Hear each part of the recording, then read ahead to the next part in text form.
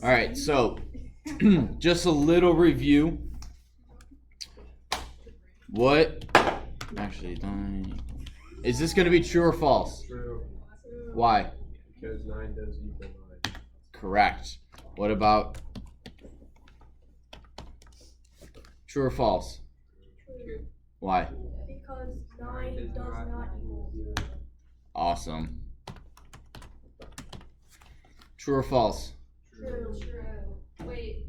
True. Can we go false? Wait, no, true. True. That's true. True. We'll go over them, Libby. This is just... This is false. So that is 9 is less than or equal to 9. So then, is it just like half, but like the equal is what would be underneath? Yeah, because we in on the computer we don't have a greater than with an underline. So this is just greater than equal to. What is this, Luke? Is this going to be true or false? False. Correct. Because that is 9 is less than 9. Is 9 less than 9? No. No. Is this going to be true or false, Nick? Because 9 is greater or equal to 8. Is this going to be true or false, Carter? False. Because 8 is not. 8 is greater. It's less than. Yes, thank you. So, do you guys remember what those are called? Let me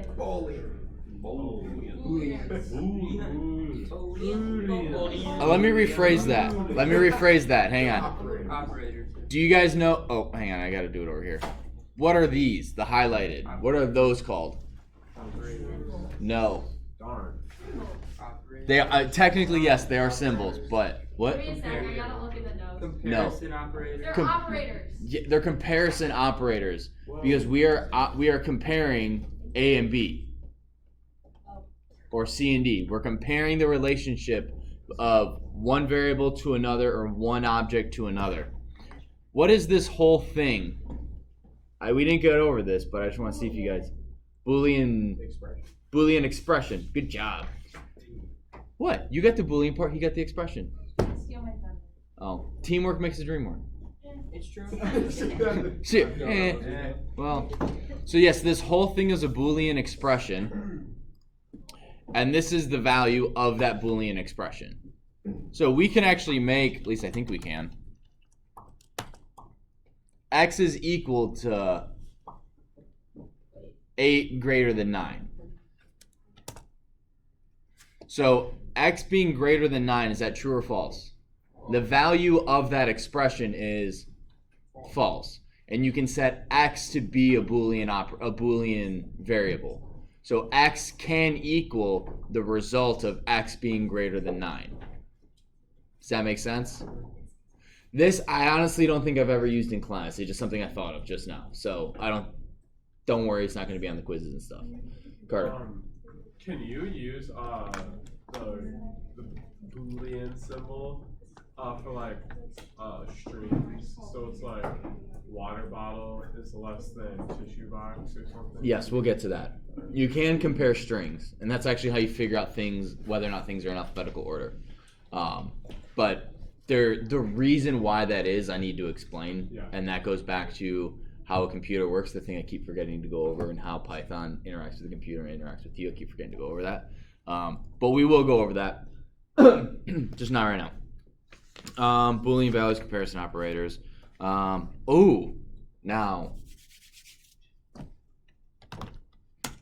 do you guys remember what and is called? Boolean operator. What does that mean? So if I have, what is the value of this expression? True. Why do you say false, Zeke?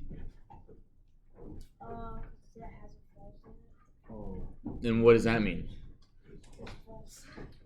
Catan? Okay, this might be wrong, but it's because something cannot be both true and false. Yes. So both of them. Yes. You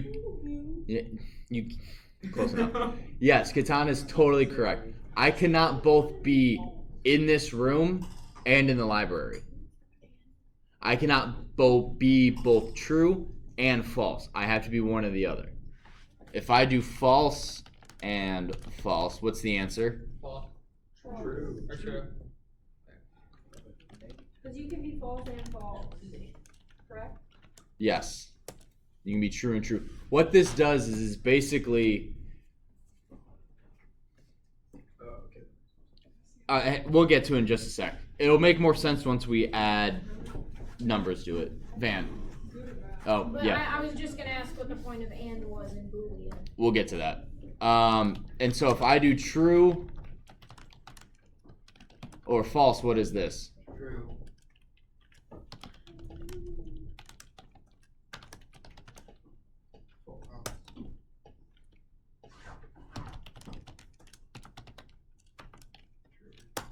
Yes.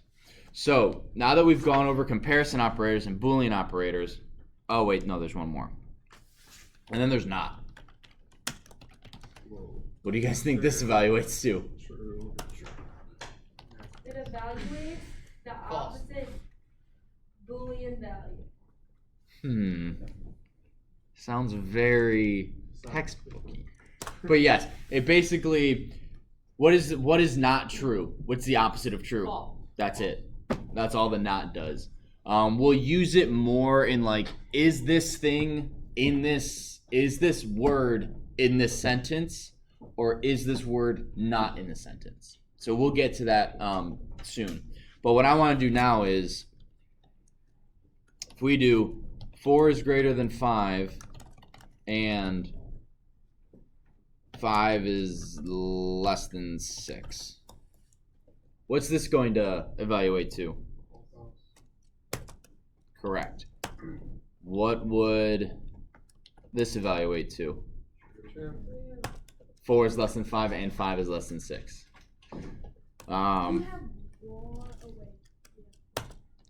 So now let's do is 5 is less than 1. What's this? Oh, Christine. Why do you have it in parentheses? That's what the book did. Oh, okay. So 4 is less than 5 and 5 is less than 1. One of those is true and one of those is false, correct? But if we do 4 is less than 5 or 5 is less than 1, what's this going to be? Matt? Because it's either one. What if we do 5 and... Yeah, we'll do and 5 is less than 1. What's this going to evaluate to? Who said false? Matt? Why do you say that? Because they're both already true. Oh no, they're not. It's gonna equal false. Going to equal to false? It will. It will equal false, Josh? I gotta pick a side. Yeah. So, is 4 less than 5? Yes. So this comparison is true, but what's not true is false, and we have this expression is equal to what? Is 5 less than 1? So we have false and false, therefore it becomes false. So now I'm sure you guys are saying, Mr. Stolter, when are we going to use this? Why are we learning about trues and falses? Someone give me a grade. A 92. 92. So grade is less than or equal to 100, and grade is greater than or equal to 90. It's false. This is false? No, it's true. Van, do you have a question or? I wanted to say that yeah, it's true. Oh, that's true. And also, I have a question that's a bit unrelated, but why are there so many cardboard boxes? Because we use this place as storage for IT stuff. And I just didn't clean up yesterday because I just didn't. We got a lot of stuff we got to deal with, man. Anyway, so this is true. So what we can do is we can go if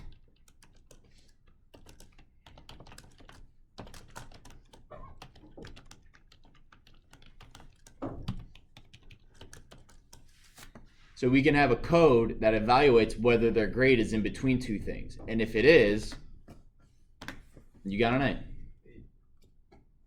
So that's why you would have multiple Boolean expressions is we need, if to get an A, your grade just can't be less than 100, right? Because if we do this, I'll just keep copying this. If grade is less than 100, oh, I gotta click over here. Actually, give me another grade that's less than 90. 65. 0. 65. So then if we don't have this second one, this second Boolean expression, oh, we got 100, or if grade is less than 100, because you got a 92, 92 is less than 100, boom, you got an A. But our grade is 65. So you have to have the second and the grade is greater than or equal to 90. Does that make sense? Well, that's why you would have compound or multiple. No. That's that. Wait, that's awful. I know, I freak out every time I hear that. You have to have the two in order for you to get your grade, right? Does that make sense? Okay. All right. Wow, that's, you could really do. Yeah, I'm not gonna do that. So elements of full control. So a condition is the whole, essentially the whole if statements. Or no, Boolean expressions you consider conditions. Same thing as conditions in a more specific way. Oh, so a condition is what I've been saying is a Boolean expression. So your condition is wrong. If your grade is less than 10, you're never going to get 100, right? This right here is called a condition. So in writing code, if I say, Josh, your condition is wrong, this is what I'm going to be talking about. I'll probably also say Boolean expression just because that's how I've come up with it. That's how I learned it.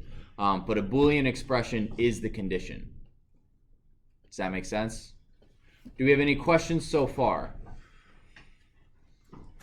If you do have a question, I'm sure I'd bet money someone else does. Just an FYI. No? Okay. Oh. I'm still a little bit confused on what like the like those do. On what, this? Yeah. Okay. So this is less than or equal to. Are you familiar in math? Yeah, like greater than. Yeah, because in math, the symbols look like this. They're less than or equal to. So 10 is less than or equal to 20, right? All we're doing is that we don't have this symbol on a computer. So what the computer did is, well, we have less than and we have an equal to. We're just going to put those together to stand for less than or equal to. Okay. And then same with greater than or equal to, or not equal to. We don't have on the computer, we don't have a symbol for not equal. Just like we don't, the smoking sign, you got to cross through it. So, does that make sense? We're going to use them a lot, so you'll get used to them pretty quick. Okay.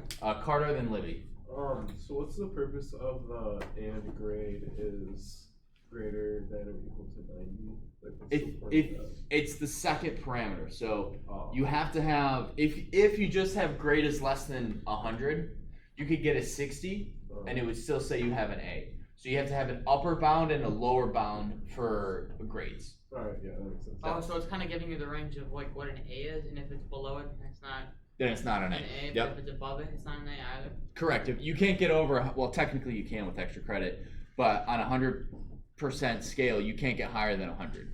Okay. So, Libby? With the stuff that we learned last unit, like all the different, like, just the things that we coded, does that ever apply if then statements? Like, would you ever have to like float and integer things in the if and then statement? Yeah. Yeah, so we'll get to that, but yes, you could do if So let's say the teacher, grade is 90.45, whatever. And you can do if int of the grade is less than or equal to 100. And you can put things together like that. So you can stringify something. You can float a number. You can do all of those sorts of commands inside this if statement. All right. So how do we write if statements? So we're going to go into our shell or into our console, and I want you guys to follow along with me. So let's do an entrance to our like an account, your Facebook account or whatever. So let's do account underscore name is, let's just say it's first name, last name, first initial, last name. And then we can do name equals, what's the first thing they ask when you log into an account? Username. Yeah. So how do I do that? We're going to do input. Can you make this in a module or like a module or like a new file or? Yep. What is your login? Now, when you log into an account, sometimes it checks and sees if their user even exists before it asks for the password. Sometimes it allows you to, you type in your name and then password. So what we're going to do is we're going to say if the name doesn't, we're going to ask for the name first and then make sure that name is correct, and then we're going to ask for the password. So kind of like on campus where you type in your name, click login, and then the password pops up. That's what we're going to model basically. So what we're going to do, the way to create an if statement, what do you think you start with? If. All right, so if, what are we trying to make sure? We want to make sure that the person types in the Z Stolter. So how can we do that? We could do if name, right, because that's what they're typing in, equal account name. Yes, Christine. So why is it name and not input? Because I have made this name equal to the input. You could get rid of this and just have, oh, what'd I do? And do this, but I wouldn't. I could put the input in the if statement, but that's a little confusing to me. And if you need to edit it, if you need to use this name later, it's not saved to a variable. So we want this input to be saved to a variable so we can use it later. So if name equals account name, we're going to print access granted. Or no. That's not it. Hello name.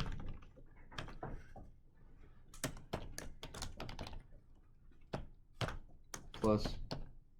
Yeah, that's all we're going to do for now. Hello name. Now what we're going to do is we need to ask for their password.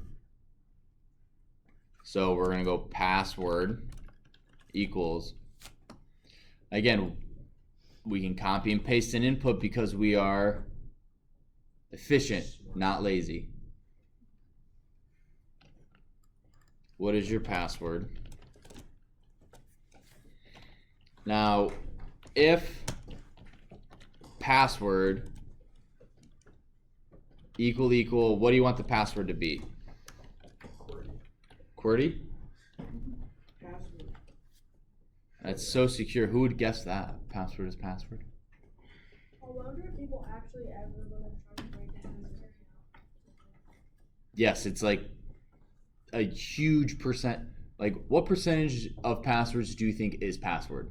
No, Like so much. It's if I had to guess, I think it's like 30 or something like that. 30%? Maybe not. I have no idea. That does not Dude, make nobody sense. wants to try to remember, bro. That's a whole lot of 30%. Yeah, then what's the point of that I have password? 3 options. Well, it's better than having no password. All right. No, it's not. So 30% of passwords are what? that noise, man. Are you serious? It's pretty slick. 30%? Did you just look it up? Oh no, we were talking about if you just hit the space bar as your password. Oh, yeah, that's another big one. That's the best password I've ever heard. That's No awesome. one would ever guess. Do you like the one where like you don't have to like click Control Alt Delete or whatever unless you have the thing, or you just like swipe into enter. All right, let's get back to this. What do you refer to? So if password Oh, that. if password is QWERTY, then we are going to print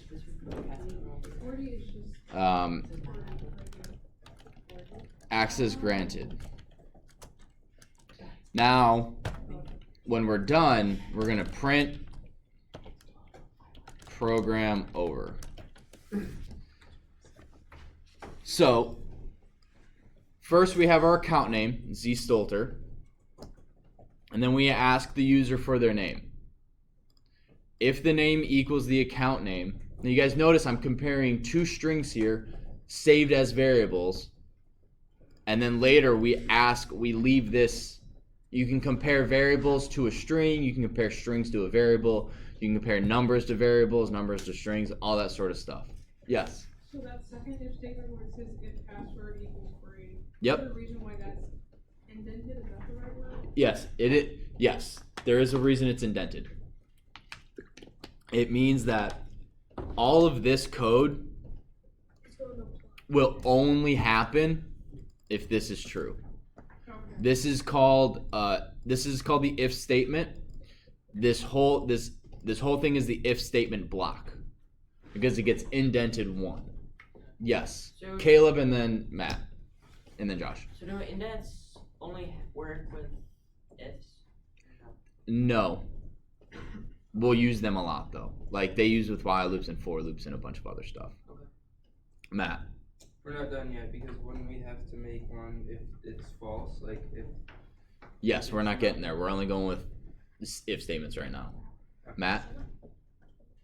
Or not Matt, Josh. So how do you make it true? Well, you have to type in the right name. Since I got to then to make it true. Yeah, Libby. What if like you're programming something and somebody is like typing in their username, but they don't have like that username? Like how do you do it where it's not a set variable? And you can like type anything in and then they're like. You mean like if like there's a list of accounts and you can log in as any of these accounts? Like you know like on, do you have social media? Yeah. Okay, so you know like when you like, I guess like, I guess it's more in the sense of like creating an account or logging in. It's like when you log in, anyone can log in. It's like my friends can log in on my phone as them. Yeah. So like how do you do it without the defined variable? So what you would do is what they're doing on your social media is they have essentially a list of all the created users ever. And if you type that in, it then it types in your password. So with Facebook, you type in both at the same time. You know, you type in your name, then you type in your password, then you click enter. And what it does is that it searches a database for your name, for your login name, which would be Libby, we'll just say Libby1. So it searches for Libby1, and if that's what you typed in, it then compares the password you typed in to the password that is saved solely to Libby1. And if those are the same, then it gives you access. Right now, this is a database of 1. We will get to a point where you can have everyone in here could make an account. I save it as a database, and then any of you could log into the code. It's just right now we only have 1 user in our database, but you very well could, accounts equals. And you just do a dictionary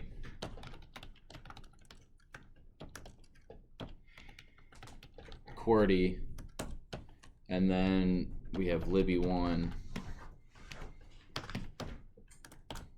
What's your password, Livy? Not your actual one. Just make something. Give me a word. No, I was just living. Livy. And then we could have Josh, because that's very. And then what's your password? 1, 2, 3, 4. So now we could do it. So now if I log in, if Libby logs in, or if Josh logs in, we can write this code pretty simply to allow that. We haven't learned what dictionaries are, so obviously we can't use this. All we know is how to make variables so far. So how does sites like make it so they don't have to type in a dictionary for each time Kristen logs in? Because obviously Facebook doesn't have 5 dictionaries. You would write a code that when you create an account, it adds the name and the password to the dictionary.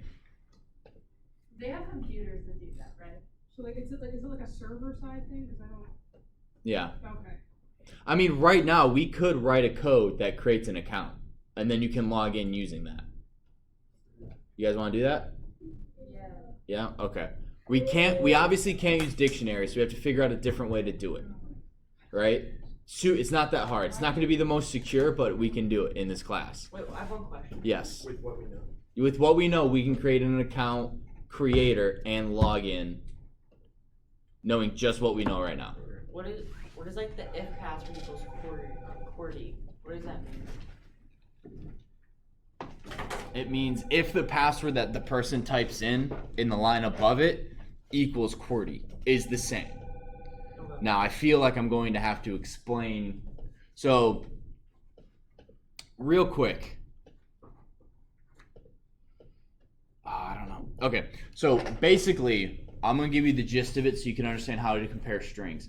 Every key on your keyboard has a number value associated with it. Okay? Lowercase a, I think, is 96. Lowercase b is 97. Lowercase c is 98, right? And they're called ASCII numbers, ASCII. This isn't going to be on the test, but this is conceptually how a computer can figure out the difference between two strings. And so,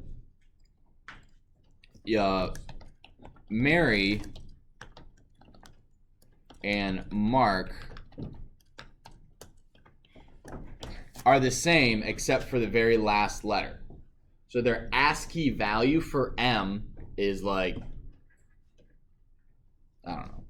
I'm gonna pull it up real quick though.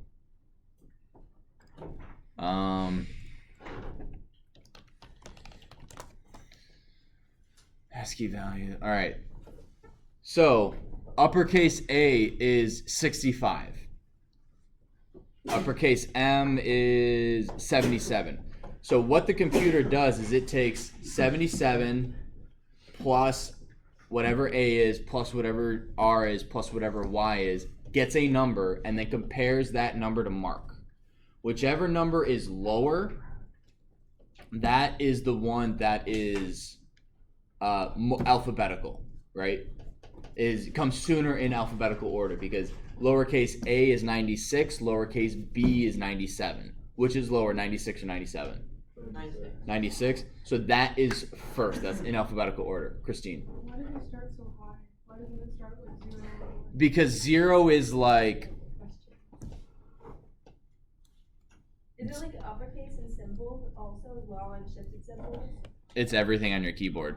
So you have like the start of heading, the start of text, the end of text, end of transmission, a backspace, a horizontal tab, a new line, right? So you have all of these things.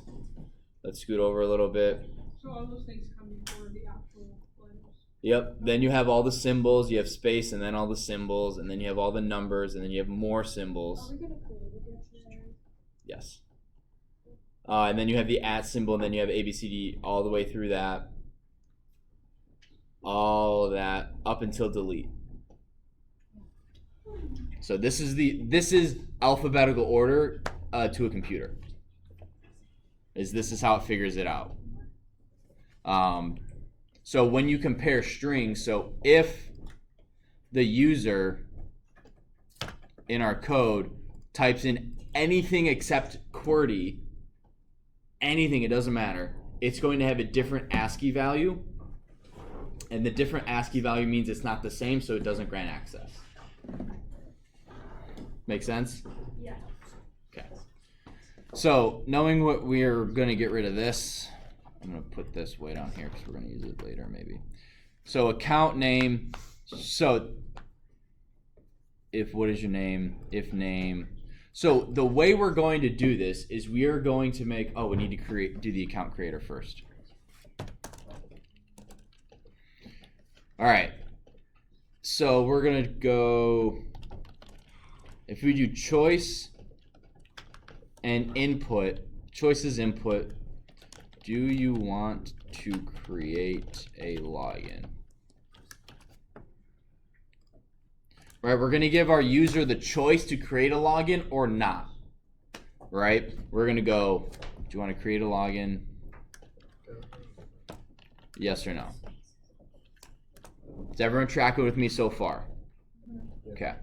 So we are giving them the choice. If choice, what do we want choice to equal? If they equal, yes.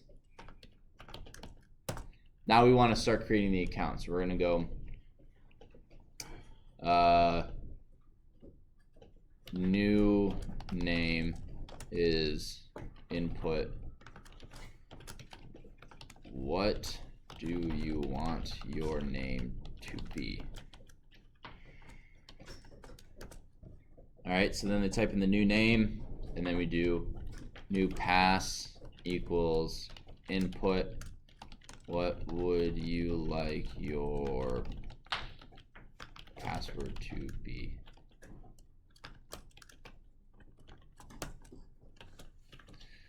All right, so now what we need to do is we need Can you try to full screen the whole page? 'Cause it's No. confusing sometimes. I can make the text smaller and that's it. No, I mean just the other page. Oh, this, like, you want it like this? Yeah, just Oh, full okay. screen. Yeah. So what we're going to do now is we need a database of names. Does that make sense? Yeah. What do we know? So the user typed it in as a string. Do we know how to, what can we do with strings? We can't add them together. We can concatenate them. So our database is just going to be one really long string full of all the names. So if we do accounts is, wait, have I created accounts yet? The variable accounts? Can I add to something that doesn't exist? So what do I need to do, Nick? Creates account. Oh, accounts is, and we're just going to leave it blank. Right? We have 0 user accounts created. So nothing's in it, right? Our database is empty. Our string is empty. Now what we're going to do, you guys are pressing me to teach you stuff that we're not covering yet. So what we're going to do next is called a running total. It's going to keep what we had and add new. My example is a wallet. Zeke, if you had your wallet and I gave you $1 plus a 5 plus another 5, how much money would be in your wallet? 11, right? So what we need to do is we need to code in such a way that it maintains what we had and adds to it. Does that make sense? Because your wallet, at the end, if I give you $1.55, if you just said wallet is 1, wallet is 5, wallet is 5, our wallet would only have $5 in it when it should have 11. So how you do that is you do accounts equal accounts. So the new thing equals what it was plus new name. Does that make sense? Tracking with me? Because your wallet contains what it had plus what's new. And we're going to do the same thing with our password. So passwords is an empty string passwords equals passwords plus new underscore pass. So now we've created our database. It's not that secure, right? Basically, if you have any name with any password, you'll log in, but it's the beginning of our database, right? We're just learning, right? So we'll implement and we'll make this better as we go along. So now what we're going to do is we've created our account. So now we're going to go, what is your login? What we're going to do, if name, what is accounts? Is that going to work? No, Why not, Van? because it will take all of accounts, all the names that are in the Yes. database. You would have to basically type in every user in the exact order that it's created. So we don't want that. We want to see if our string is in another string. So the way we do that is we go if name in accounts. Is what we typed in that order somewhere in this other string? All right, so I'm gonna hop over to this. This should give you guys, so let's go Zach in Zach Stolter. Is this gonna be true or false? True. True. A in Zach. True. Right, it's saying, is this string somewhere in here? So if it was capitalized, it wouldn't be, like if the A was capitalized and you put in lowercase a, E-N, would it not, be false? Oh, if this was a capital A, it'd be false. Okay. Because A ASCII value 96 does not match uppercase A value 67. Libby?